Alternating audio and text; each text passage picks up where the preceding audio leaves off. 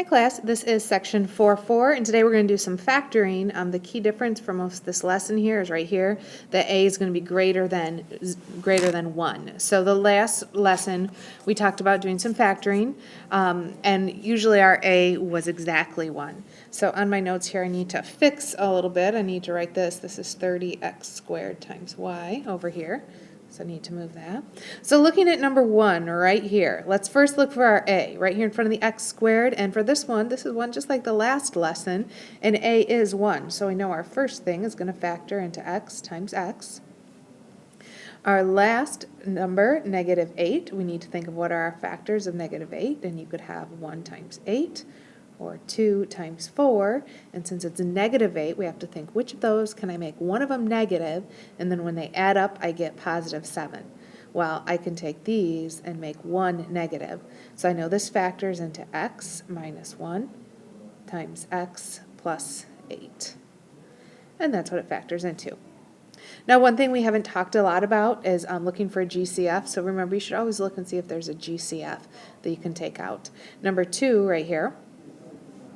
Number 2, I noticed 25 and 81, nope, no number goes into both of those, but 25 is a perfect square and 81 is a perfect square.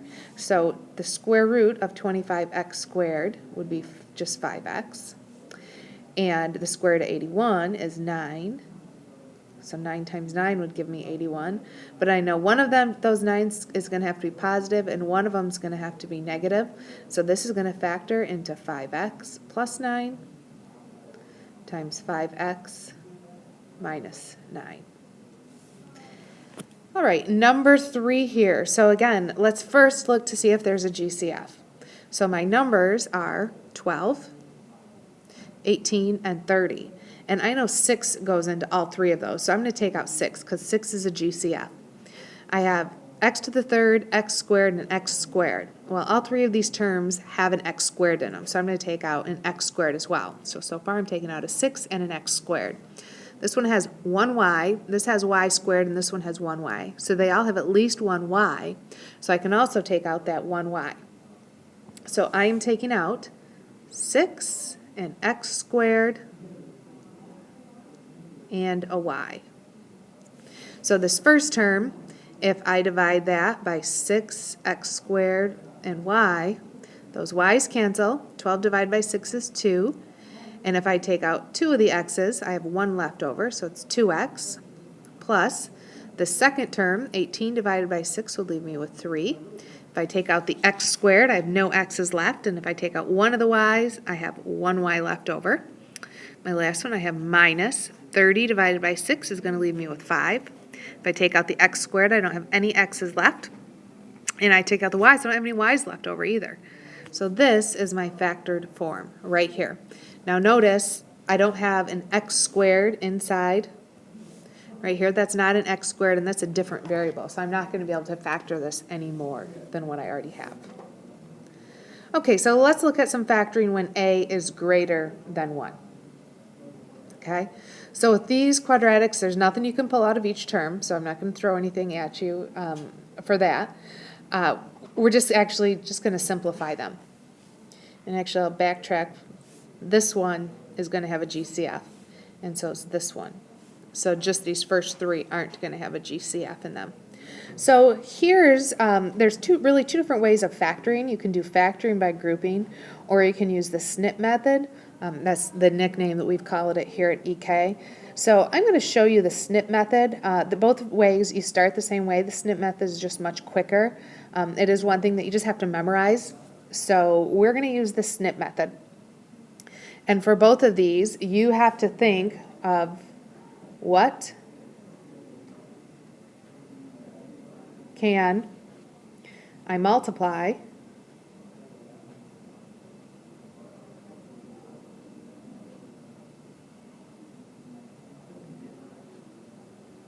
to get whatever a times c is that adds up to b. I changed the pen on this iPad thing. My writing looks funny. Sorry about that. Okay, so I'm going to make a table every time. So if I'm going to factor this one, I'm going to say, what can I multiply to get a times c that I can add up to get b? So a times c, my a is 3, my c is 8. So 3 times 8 is 24. So what can I multiply to get 24 that adds up to b? And b is negative 10. Okay, so I'm going to list all my pairs that I can multiply to get 24. So I got 1 times 24. I've got 2 times 10. I've got 3 times 8. And I've got 4 times 6. Now I want to multiply to get positive 24. So my two numbers are going to have the same sign, and they're going to add up to negative 10. So the signs are both going to be negative.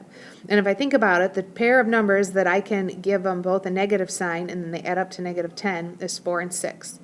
So if I make those both negative, it adds up correctly to negative 10. So here's the snip method. We're always going to do this process first. We're going to find our two values. Then we're going to divide them by a. Okay, so I'm going to put a little note up here.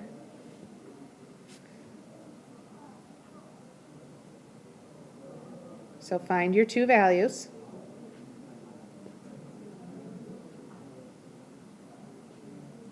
And the second thing we're going to do is then divide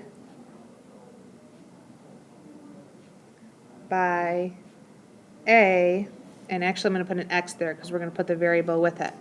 And then the third thing we're going to do is simplify. And then the last thing is to write our factors.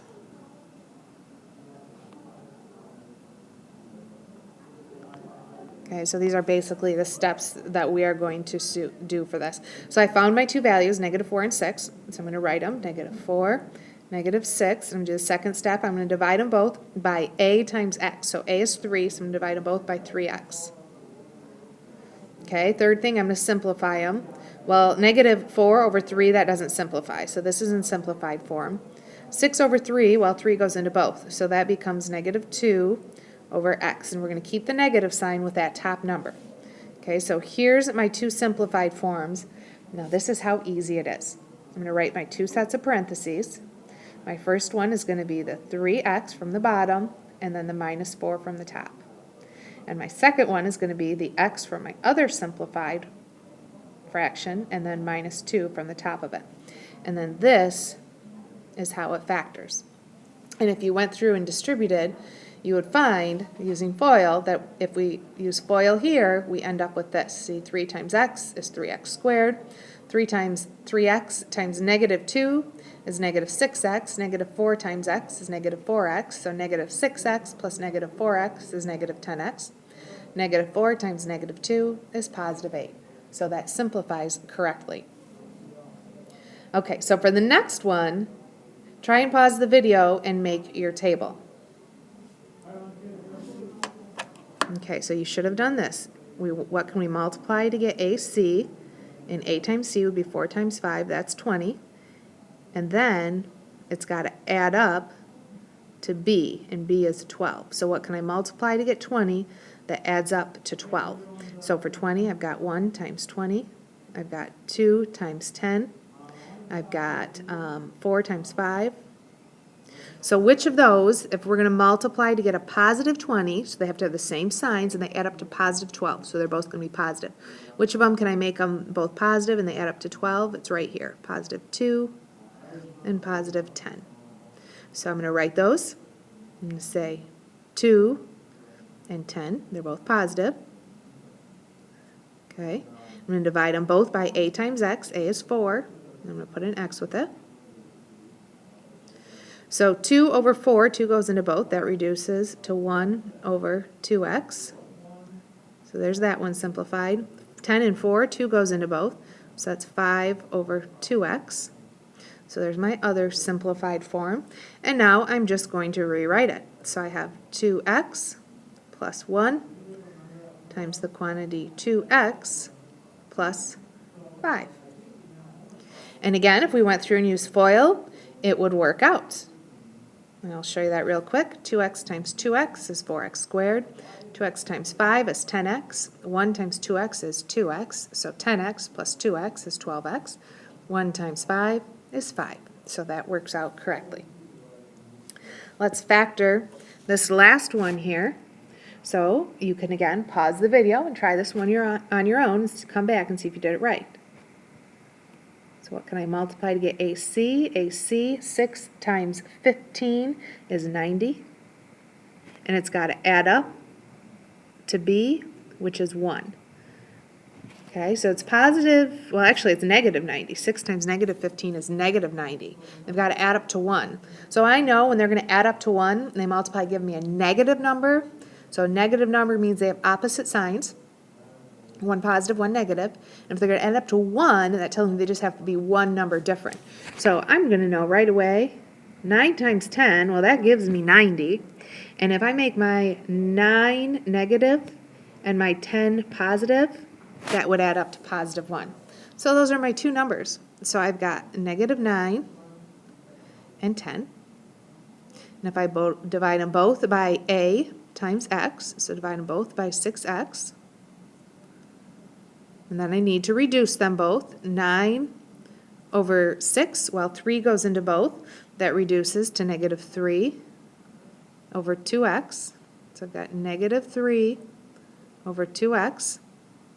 It's a negative right there. 10 over 6, well 2 goes into both, so that becomes 5 over 3X. Okay, so I've got it. My first 3 steps, I just need to write my factors out. So this is 2x minus 3 times the quantity 3x plus 5. And there we go. And there's my 2 answers. And there's my answer here. And up here, this one's my answer. So this is how we factor using the SNP method. So the next two say to solve them. So we want to solve these two problems. Now first thing we're going to do when we're solving, we're always going to look for GCF. Is there any number that goes into all 3 of these? So I've got 4x squared, negative 10x, and minus 6. Well, I know that 2 goes into all of these, so I can take a 2 out. So I'm going to start by taking my 2 out. So if I take a 2 out, I'm left with 2x squared minus 5x minus 3 equals 0. Now to solve this, I need to factor the part that's inside of parentheses, and I need to keep that 2 where it's at. So it's going to be 2, and I'm going to have to factor this, and it still is going to have to equal 0. So let's use the SNP method here. So what can I multiply to get AC? A times C is 3 times negative 3, which is negative 6, and it's got to add up to B, which is negative 5. My factors of 6 are 1 times 6 and 2 times 3. It's got to add up to negative, or it's got to multiply to give me negative 6, though. So one of these has to be negative. Not both, only one. So I know 1 and 6, if I make the 6 negative and the 1 positive, that's going to add up to negative 5. So my factors are 1 and negative 6. If I divide them both by A times X, well, A is 2, so 2X. Well, this one's already reduced. This one, 2 goes into both, so it's negative 3 over X. So here's my reduced form. So I have 2X plus 1. And then I have X minus 3.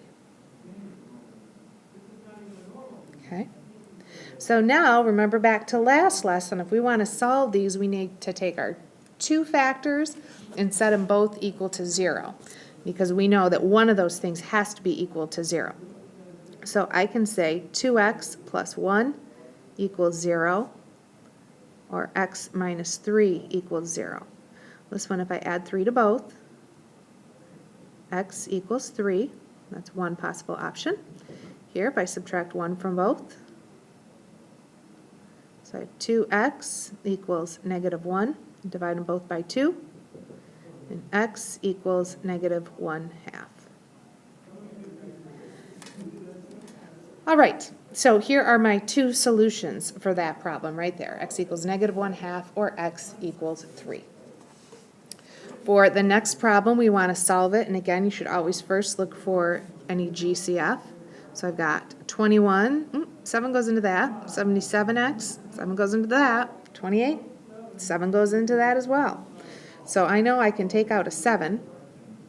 If you take out a 7, that'll leave you with 21 divided by 7 is 3x squared, minus 77 divided by 7 would be 11x, minus 28 divided by 7 is 4, equals 0.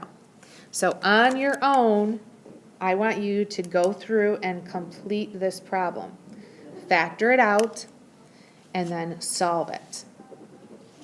And let's look at the other side of your notes.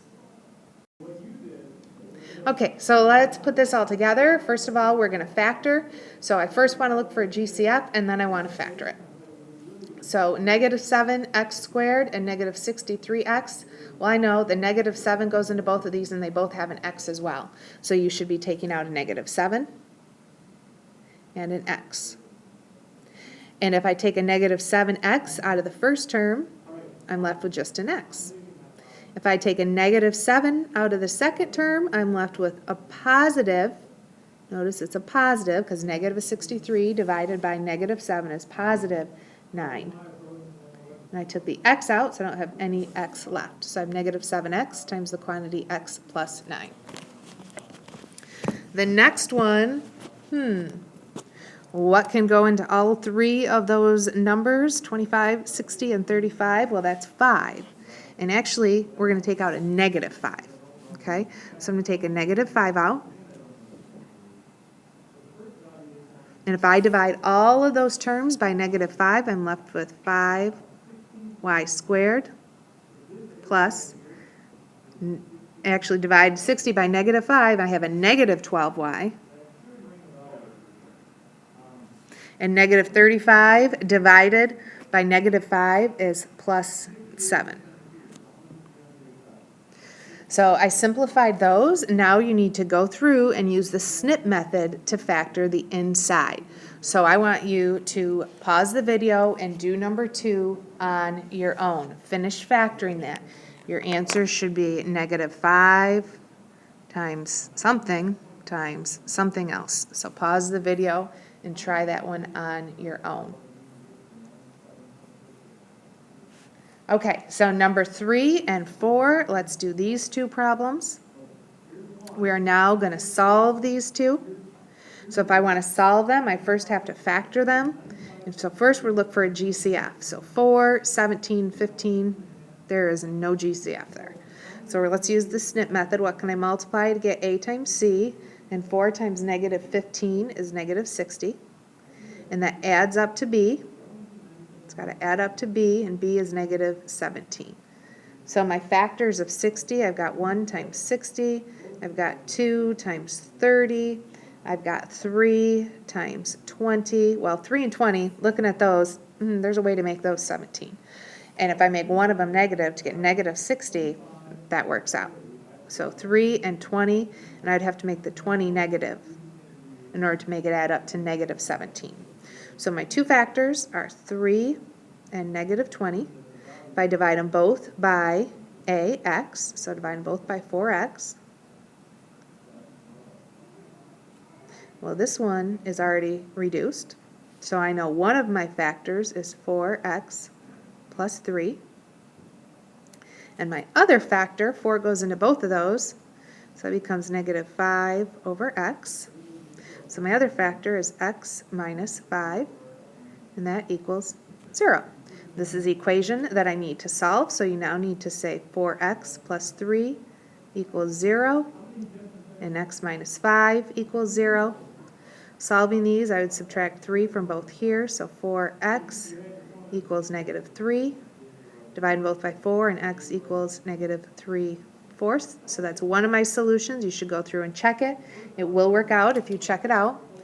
Add 5 to both here, and x equals 5. And that's my other solution. If you check that out, which you should be checking these, it will work out.